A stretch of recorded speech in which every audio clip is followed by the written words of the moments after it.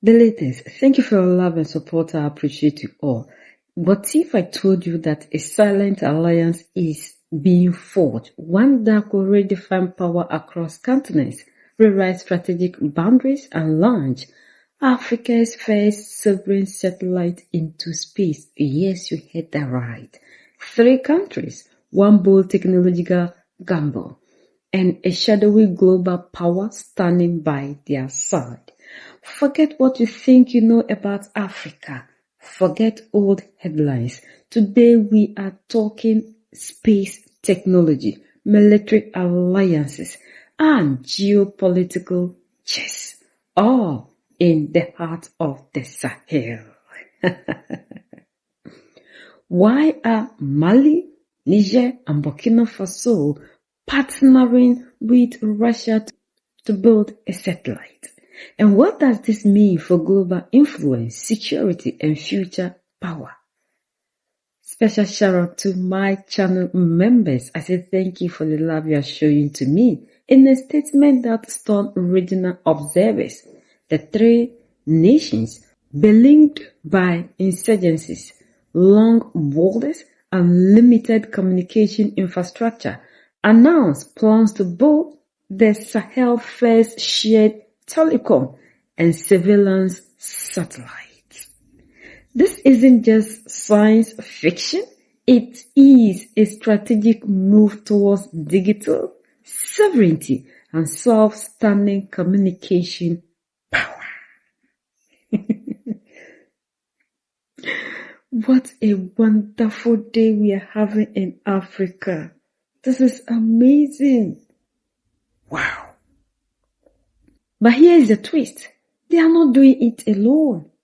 Enter Russia, a global power once isolated by war and sanctions, staking claims deep in Africa's heartland. Russia aerospace firms backed by state technology giants are said to help construct and launch these satellite telecom. Vladimir Putin is moving deeper into the Sahel, this time not with troops or mercenaries, but through how the Sahel states communicate and defend their borders. For the first time ever, Burkina Faso, Mali and Niger are planning a shared communications satellite, one designed to operate outside Western control, and Russia says it is ready to build it. Burkina Faso's Prime Minister held talks with Russia's ambassador on launching a Russian-built telecommunications satellite. Reports say the project would serve the alliance of Sahel states, linking Burkina Faso, Mali and Niger through a single shared platform. Officials say this would not be a national satellite, but rather a shared asset, owned and used collectively by the alliance for the AES. Analysts say this is a strategic upgrade, as the gains go far beyond technology. It would expand broadband and mobile connectivity in remote areas, where infrastructure is nearly non-existent. It would enable secure, encrypted communications for governments and armed forces. And through remote sensing, it would support border monitoring, surveillance and disaster response in areas where ground infrastructure barely exists. This is not a sudden move, as it builds on years of quiet coordination between the Sahel states and the Kremlin. In September 2024, ministers from Mali, Niger and Burkina Faso reportedly met officials from Russia's space agency Roscosmos in Bamako. Those talks focused on joint telecommunications and surveillance satellites designed to support security operations and civilian infrastructure. The stated goal was clear: reduce dependency on Western systems and tighten control over regional security. The satellite push comes as the alliance is rebuilding its entire security architecture.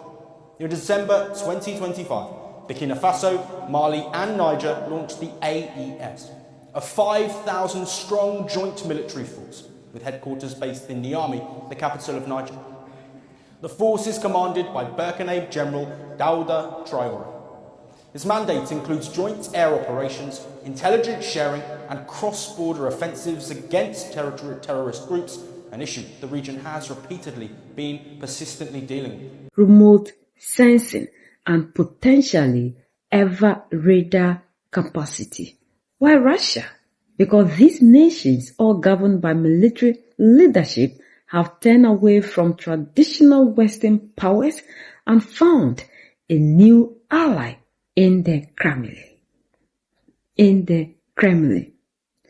This is not just about TV reception and internet signals. These satellites transform battlefield awareness, surveillance capabilities, and strategic autonomy for entire nations. Imagine monitoring border zone that once eluded radar. Imagine secure internal communications. Imagine cutting reliance on foreign tech giants.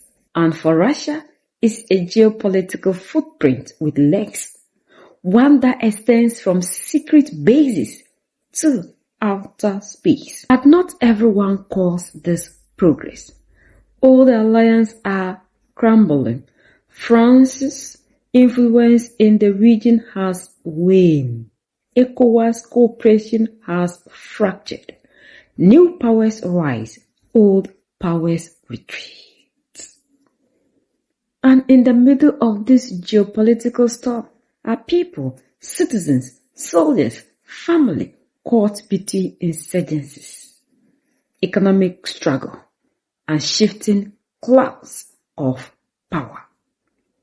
You are watching a space race. Yes, but it's also a tough war that stretches from Bamako to Moscow. So what's next? When will these satellites launch? Who will control its data? And could this spark new rivalries with the US, the EU, or China? Watching closely? Right now, official sources say details are still being ironed out, but the roadmap is clear: tech independence, regional solidarity, and a new pivot towards non-Western. This is a story that goes beyond borders, that goes beyond the borders of Africa. This is showing the power that we Africans have to decide our fate the moment we decide to move with the right people. Enough of people telling the African what to do. Enough of people controlling everything about us. These are the things that people do not want us to have, so the African can continue to be under their mercy. But now, power dynamics are shifting. Africa is resisting because we don't want them to always talk about Africa in their summits, in their forums, as if we are a burden on them. They have to do things for us before we can survive. No. Africa wants to control the narrative. Not being puppets, not being slaves.